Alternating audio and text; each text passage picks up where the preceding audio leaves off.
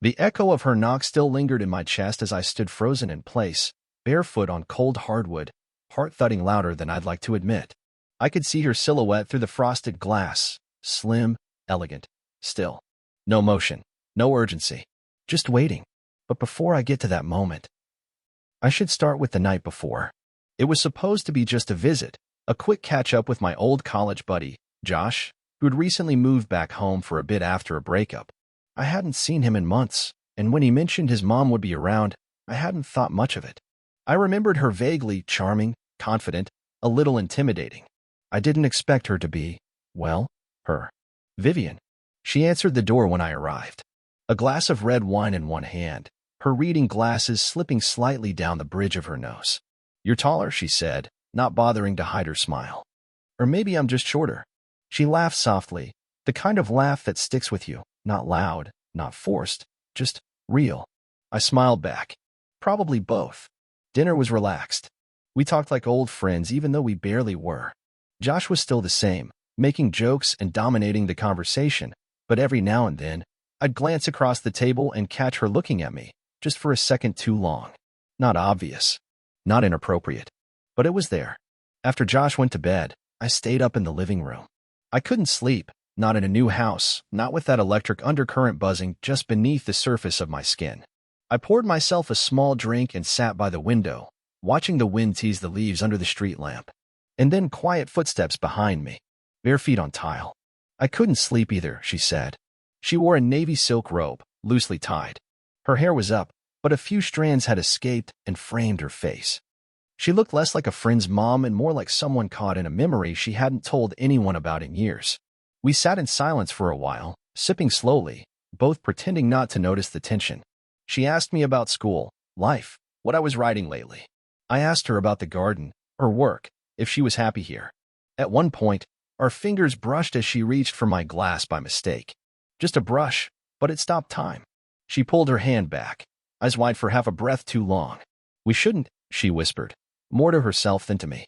But her voice didn't match her eyes. Her voice trembled with caution, maybe guilt. But her eyes, they held a softness, an ache, something she couldn't quite hide. I should have stood up. I should have said good night. But instead, I asked quietly, "What is it we shouldn't do?" She looked at me then, not away, not down, but at me like she was trying to memorize the shape of something she knew she shouldn't want. She didn't answer. Instead, she stood slowly and walked away, robe swaying behind her. I didn't sleep that night either. Which brings me back to now. The next morning. The knock at my door. The hesitation in my legs. The hope in my chest. I opened it. She stood there, no makeup, hair still messy from sleep, wearing a simple gray sweatshirt that somehow made her look even more breathtaking. She began, but her voice trailed off. Then she stepped inside, closed the door behind her, and looked up at me. That's when the phone in my pocket buzzed, a text from Josh. "Hey, man, forgot to tell you. I'm heading back early.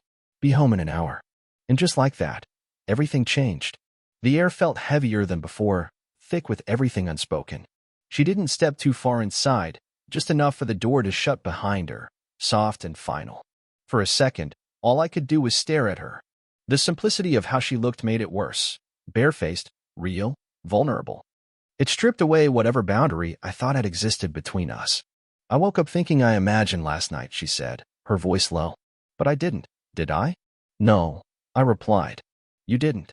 Vivian leaned against the wall, arms folded, not defensive, just trying to hold herself together. "You're Josh's friend," she said, almost like she was reminding herself. "You're, what, 24? 25, I corrected gently, trying not to let the softness in her eyes unravel me. "And I'm Vivian," I interrupted. "I know." She laughed quietly, but there was no joy in it. "You don't, though. You don't know what it's like to have spent half your life pretending things are fine, just to keep everyone else comfortable." I didn't know, but I wanted to. She told me more than I expected. About her marriage that had ended 3 years ago, not loudly or cruelly, just faded. A slow, quiet ending where love turned into politeness. About the choices she made that felt more like obligations. About how Josh didn't even know she sometimes cried after Sunday dinners when the house was too quiet again. I listened. Every word. And then she turned the questions on me. My parents split when I was 12. Since then, love felt like something people talked about but never showed up for. I dated, but nothing stuck. I liked the idea of connection more than I trusted it. We both laughed at how broken that sounded out loud. But beneath the laughter was this pull: two people who had spent years performing their lives for others, suddenly seeing someone who wasn't asking them to. "It's wrong," she whispered, after a long pause. "It feels wrong." "Does it?" I asked, though part of me already knew what she meant. The age, the history, the friendship with her son, the assumptions people would make. Her eyes met mine again, same as last night, filled with that same hesitation tangled with longing. "I don't know what to do with this," she said. "You don't have to do anything," I said. "Not right now." She took a step closer, and for a moment I thought she might pull away, but she didn't. Her hand brushed my arm, fingers just barely touching the inside of my wrist. A quiet, electric moment. No kiss. No dramatic music. Just warmth, real and delicate. We stood there like that, neither speaking. The hallway clock ticked on. Outside, a car engine sounded in the distance, maybe Josh, maybe not. But she didn't let go. Not yet. The hum of the engine grew louder, closer. Vivian pulled her hand back like she'd touched a flame, stepping away just as the doorbell rang. We froze. She looked at me, panic flickering across her face. "Josh." I peeked through the front curtain. "Yep, him."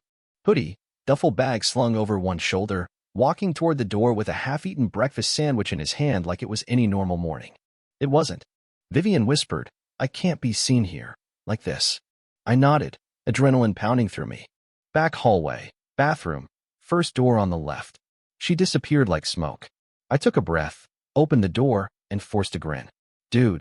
Josh grinned back, pulling me into a one-armed hug. "Didn't think I'd beat you out of bed." "Yeah." I couldn't sleep much.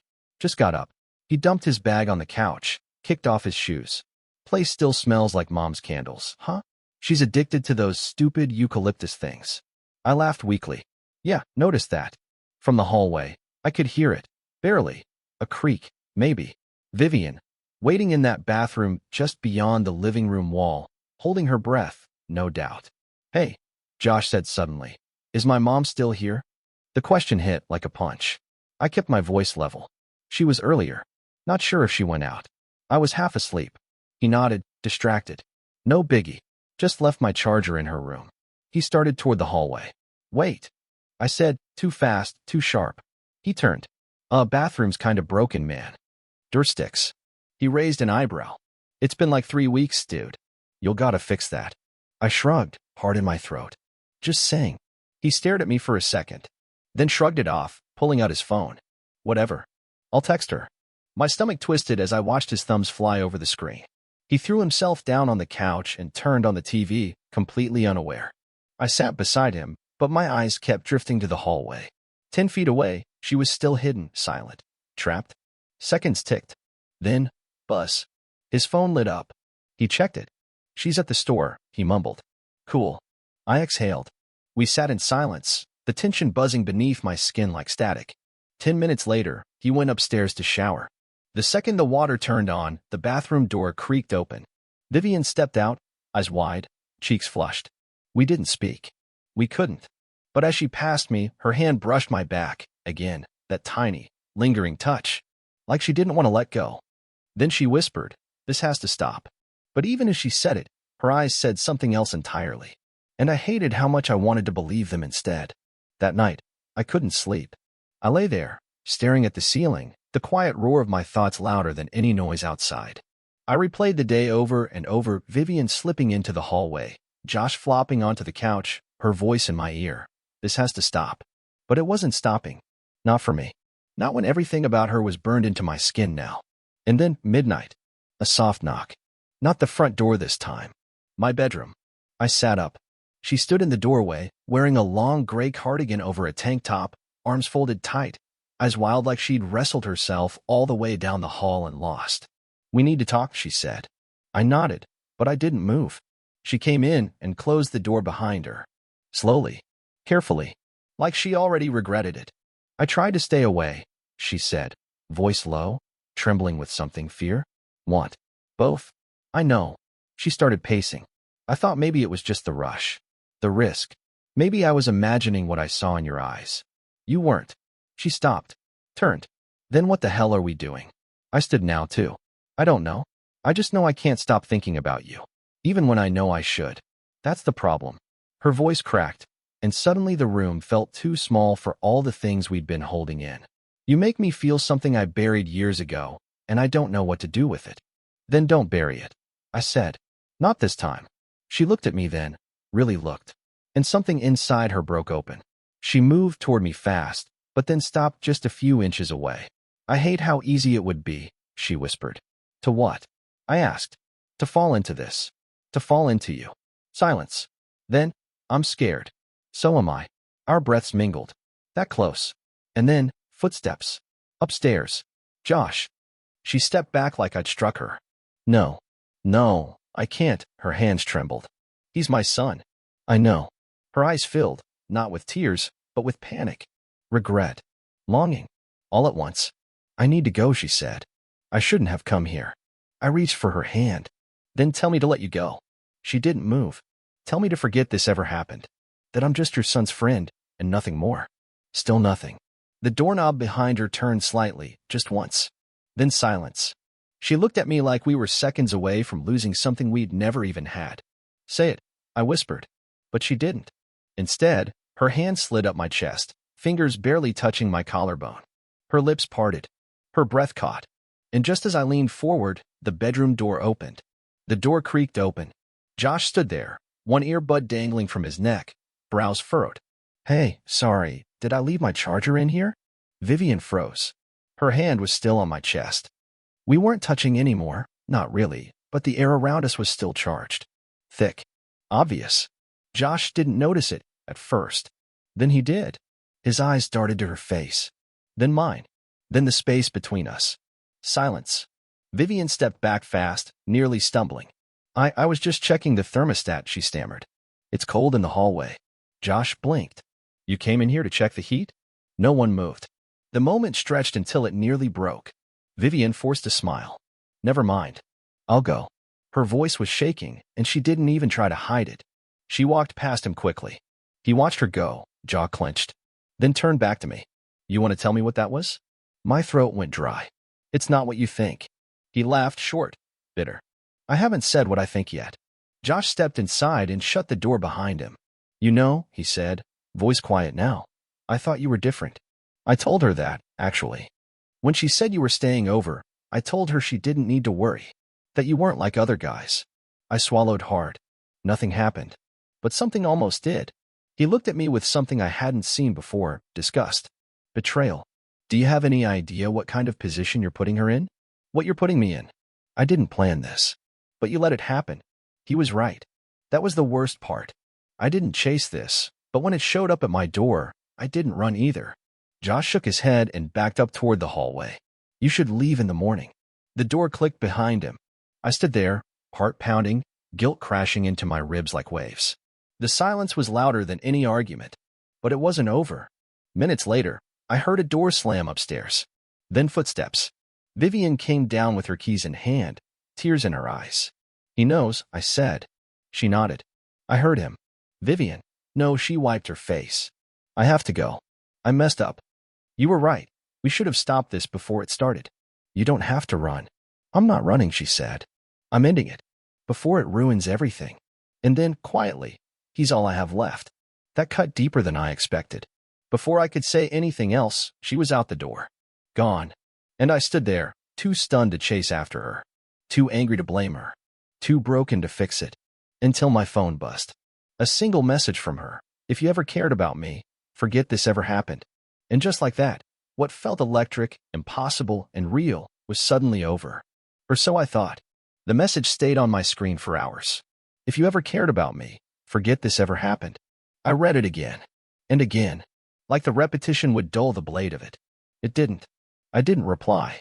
I didn't sleep. At 6:47 a.m., I found myself standing outside her house. Hoodie on, hands in pockets, heart ready to lose whatever was left. Her porch light was still on. And in the kitchen window, I saw her, half-turned, mug in hand, eyes red like she hadn't slept either. I knocked once. She opened the door slowly. No surprise on her face. Like she'd known I would come. I asked you not to, she said softly. I know. But you didn't mean it. Vivian looked tired, tired in the way people do when they've cried and told themselves 100 different versions of the truth just to survive one night. I did mean it, she whispered. I nodded. Okay. Then tell me, face to face, that none of this mattered. That what we felt was just a mistake. That you feel nothing standing here right now. Her lip quivered, but she held her ground. It doesn't matter how I feel. It matters to me. She looked away, down the hall, toward the staircase where Josh had likely disappeared to his room the night before, angry, confused, betrayed. I'm a mother, she said. I don't get to be reckless. I don't get to want something that could hurt someone I love. And I'm not asking you to be reckless. I'm asking you to be honest. With yourself. With me. Vivian stepped outside and closed the door behind her, keeping her voice low. You think I haven't been honest? Every look, every word, every time I let myself almost fall into you. It was real. But that doesn't make it right. Maybe not, I said. But pretending it didn't happen won't make it wrong go away either. We stood there, early morning air brushing past us, sun barely rising over the rooftops. I don't know how to fix this, she admitted. Maybe we don't fix it, I said. Maybe we just carry it. Knowing it meant something, even if we never get to say it out loud again. Her eyes met mine, and for the first time, there was no denial in them. Just the truth, raw and unpolished. She reached for my hand, held it for a moment. It wasn't nothing, she said.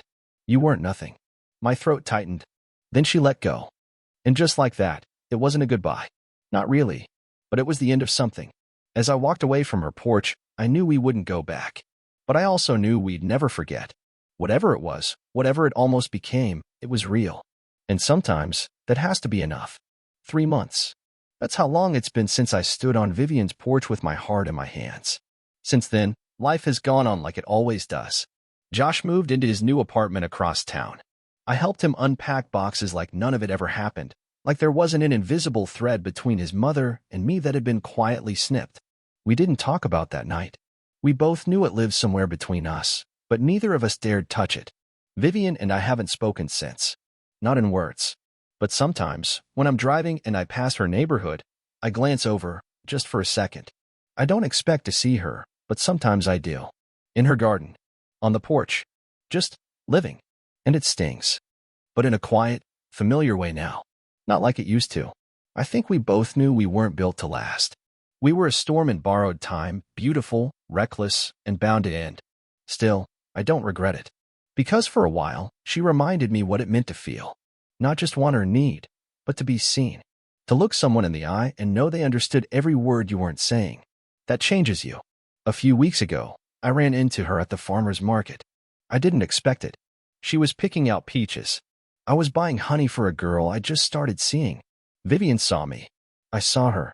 And for a moment, the world stood still, just like it used to. But this time, it didn't ache. It just settled. She smiled. I smiled back. We didn't speak. We didn't need to. Because everything that needed to be said had already been spoken, in silence and glances, in that night when her fingers brushed mine and everything changed. That's how some stories end. Not with a kiss. Not with a crash. But with a nod. A soft smile. And a life that keeps going. Sometimes, the people who come into our lives aren't meant to stay. They're there to wake something up inside us, to show us what's still possible. And even when it doesn't last, it matters. Vivian mattered. So did I. And maybe that's the story worth telling. So, did you enjoy the story? What did you feel when it ended? Relief, heartbreak, hope? And what kind of stories would you like to hear next? Romance with a twist? Forbidden love? Healing after heartbreak? Let me know in the comments. I'd love to bring your next favorite story to life.